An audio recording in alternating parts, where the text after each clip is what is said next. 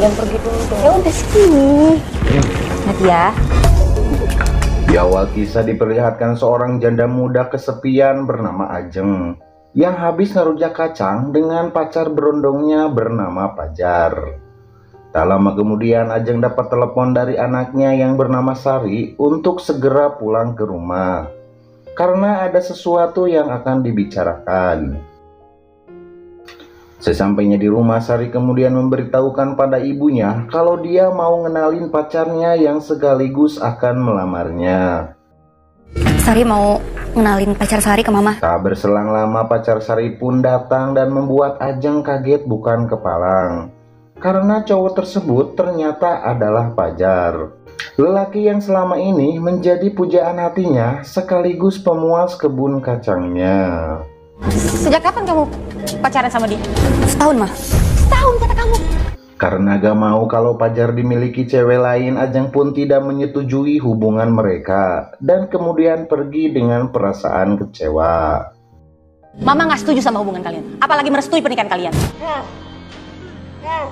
Namun akhirnya Pajar berhasil meyakinkan Ajeng dengan alasan justru ini adalah kesempatan bagus.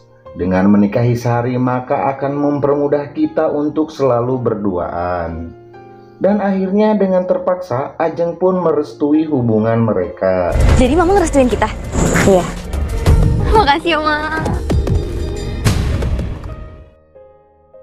Setelah itu Pajar dan Sari kemudian langsung pergi ke rumah temennya bernama Aini dan Bu Nurul untuk memesan catering buat acara pernikahannya nanti. Singkat cerita, beberapa hari kemudian Sari dan Pajar pun akhirnya menikah dan malam pertama pun tiba. Waktu itu Pajar dan Sari mau melakukan tutumpakan dengan gunakan jurus bancet tae. Namun apa yang terjadi? Baru aja sosisnya nempel di bibir kebun kacang, tiba-tiba di luar terdengar suara Pak Golomrang, sehingga tutumpakan pun gagal. Dan setelah dicek ternyata Ajeng lah yang lagi marah-marah karena cemburu kabitaeun hayangan singkong bakar. Setelah itu Pajar dan Sari pun melanjutkan tutumpakannya yang sempat tertunda tadi.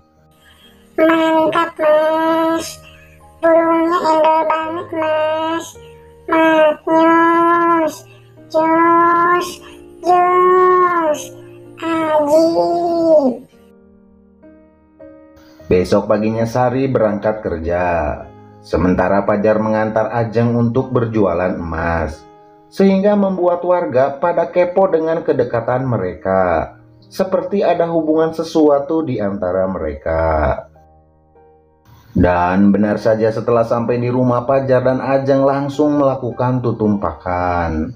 Namun baru aja pemanasan, Sari pulang dari pekerjaannya. Sehingga membuat mereka panik karena hampir ketahuan. Dan untuk mengalihkan perhatian Sari, Ajeng pun pura-pura jatuh ketika mau buka pintu.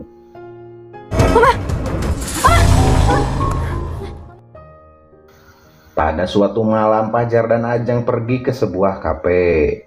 Saat Ajeng pergi ke toilet, Aini yang kebetulan bekerja di kafe tersebut datang menghampiri Pajar dan menyuruhnya untuk menghentikan semua ini karena dapat menyakiti hatinya Sari.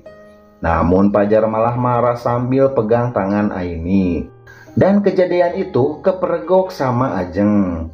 Dengan cepat Pajar memutarbalikan fakta kalau Aini sudah menggodanya, sehingga membuat Ajeng marah besar. Dasar perempuan gatel, mau jadi pelakor kan?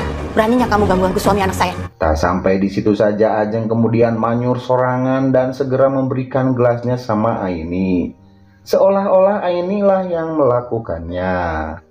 Dan akhirnya Aini pun dipecat dari pekerjaannya. Kalau kamu gak minta maaf, lebih baik kamu pecat. Sementara di rumah Sari lagi beres-beres di kamar.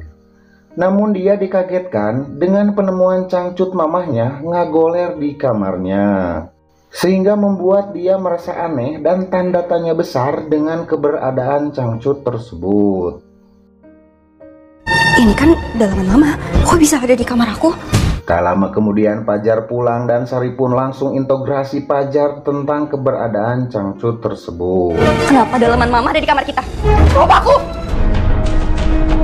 Dan ibunya pun datang sambil memarahi Sari karena menganggap dirinya sudah selingkuh dengan suaminya. Terus kenapa dalaman mama di sini? Gak ingin terbongkar perselingkuhannya, dengan cepat Pajar berpikir dan berbohong kalau cangcut tersebut diambilnya dari jemuran karena mengira itu adalah miliknya Sari. Dan setelah mendengar penjelasan tersebut, akhirnya Sari percaya kalau ini hanya salah paham dan segera meminta maaf sama ibunya. Selamat bosku.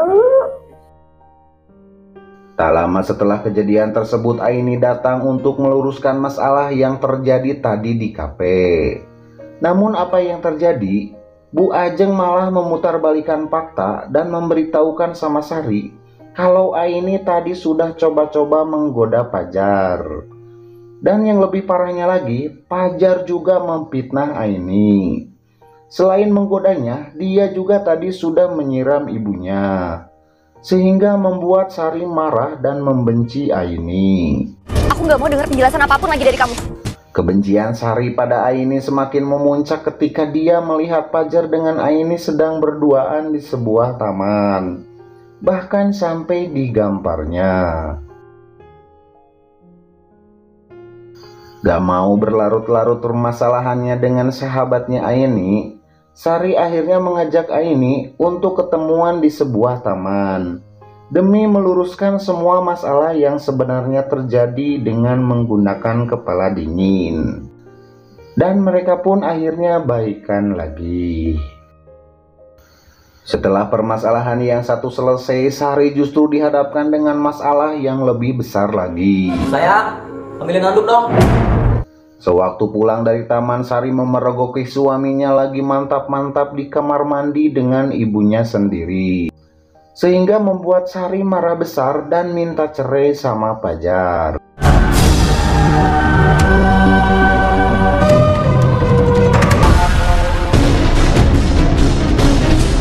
Kalian udah gila! Aku minta pisah, Mas! Pajar dan Ajeng kemudian meminta maaf sama Sari dan berjanji tidak akan mengulanginya lagi. Dia melakukan semua ini karena kesepian setelah ditinggal papahnya Sari. Singkat cerita, karena kejadian tersebut, Sari dan Pajar akhirnya pisah rumah dengan ibunya. Pajar kemudian meminta maaf sama Sari atas semua pengkhianatannya selama ini. Namun Sari malah mencuekinnya karena rasa sakit hatinya masih belum sembuh seutuhnya. Demi mendapatkan maaf dari Sari, Pajar akhirnya pura-pura melakukan percobaan bunuh Dirman dengan cara ngeret leungeunna jeung ngajedukeun sirahna kana tembok. Dan akhirnya Sari pun memaafkannya. Namun kata maaf dari Sari tidak dimanfaatkan Pajar untuk berubah. Dia malah mengulangi perbuatan yang sama. Waktu itu Sari lagi pergi ke rumah temennya dan rencananya akan pulang malam. Kesempatan tersebut malah dimanfaatkan Pajar dengan mengajak Ajeng untuk mantap-mantap di rumahnya. Tak lama kemudian Sari pulang dan memergoki mereka kembali yang lagi mantap-mantap, sehingga membuat Sari marah besar-besaran. Namun apa yang terjadi, Pajar justru malah menceraikan Sari dan lebih memilih hidup dengan mamahnya. Gue menceraikan, Sari. Beberapa minggu kemudian, para raja jalanan alias emak-emak pada kumpul dan berencana akan mengontrol Ajeng ke rumahnya. Karena mereka sudah ditipu olehnya, ternyata selama ini Ajeng dan Pajar sudah menjual emas dan barang-barang palsu pada emak-emak tersebut. Dan di akhir cerita, Ajeng pun kena karma atas semua perbuatannya. Lehernya mendadak gatal-gatal sehingga Pajar pun meninggalkannya. Kemana kamu? Sementara Pajar mengalami kecelakaan dan dikejar-kejar para konsumen karena sudah menjual barang-barang palsu. sehingga Fajar pun tercebur ke dalam lumpur hidup dan meninggal dunia. Tamat dengan ending yang sangat membagongkan.